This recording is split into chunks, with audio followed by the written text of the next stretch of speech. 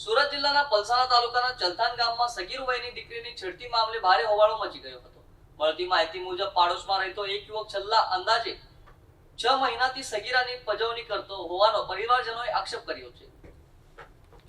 પરિવાર દ્વારા યુવકને સમજાવતા જતા મામલો ઉગ્ર બન્યો હતો અને બંને પક્ષો વચ્ચે બોલાચાલી બાદ મારામારી સર્જાઈ હતી. હુમલાની ઘટનામાં સગીરાના પરિવારના 2 સભ્યોને ઈજા પહોંચી હોવાનું જાણવા મળી રહ્યું છે. ઈજાગ્રસ્તોને સારવાર માટે હોસ્પિટલ ખસેડવામાં આવ્યા હતા. ઘટનાને પગલે વિસ્તારમાં તણાવનો માહોલ સર્જાયો હતો અને મોટી સંખ્યામાં લોકો કડોદરા પોલીસ મથકે ઉમટી પડ્યા હતા.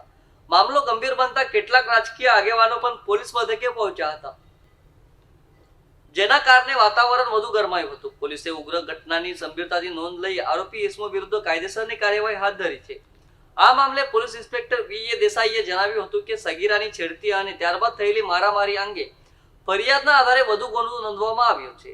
પોલીસ દ્વારા તમામ પાસાઓની તપાસ ચાલી રહી છે અને કાયદો હાથમાં લેનાર કોઈ પણ વ્યક્તિ સામે કડક કાર્યવાહી કરવામાં આવશે. પોલીસે લોકોને શાંતિ જાળવવાની અપીલ કરી છે તેમજ અફવાઓથી દૂર રહેવા અનુરોધ કર્યો છે.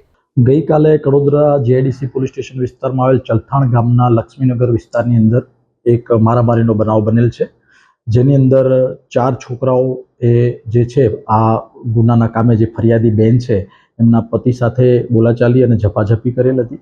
તે જ સમયે એ ફરિયાદી બેન અને એમના દીકરી પણ ત્યાં જ હાજર હતા. એ લોકો પણ નીચે આવી ગયેલા અને આજુબાજુના લોકો ભેગા થઈ જતા એમને છૂટા પડેલા અને એ બાબતની ફરિયાદ અહીંયા રજીસ્ટર્ડ કરવામાં આવી છે અને એમાં એવી હકીકત જાણવામાં આવી છે ફરિયાદી તરફથી કે ફરિયાદી બેનના જે દીકરી છે એમને આ કામના જે આરોપી છે એમાં મુખ્ય આરોપી હેમંત શાલિગ્રામ પાટીલ જે છે એ આ દીકરીને વારંવાર પીછો કરતો અને એને મોબાઈલ નંબર આપેલો, પણ દીકરીએ મોબાઈલ નંબર લેવાની ના પાડેલી. એનું મન દુઃખ રાખી અને ગઈકાલે આ દીકરીના પિતા સાથે એને ઝઘડો અને બોલાચાલી કરેલ છે એવું જણાયેલું છે. તે બાબતે બીએનએસની અલગ અલગ કલમો તથા પોક્સો એક્ટ હેઠળ ગુનો રજીસ્ટર કરવામાં આવ્યો છે અને આ ગુનાના કામે 4 આરોપીઓને ધોરણસર અટક કરી આગળની તપાસ ચાલુ છે.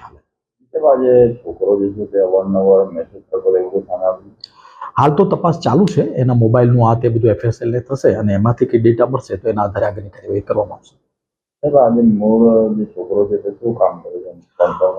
મૂળ તો હાલ આ છોકરો છે છૂટક મજૂરી કરે છે અલગ અલગ કારખાનાઓમાં અને બીજી કઈ વિગત હાલ તપાસમાં જે ખુલે તે. હા, બાળકી જે છે એની ઉંમર નાની છે.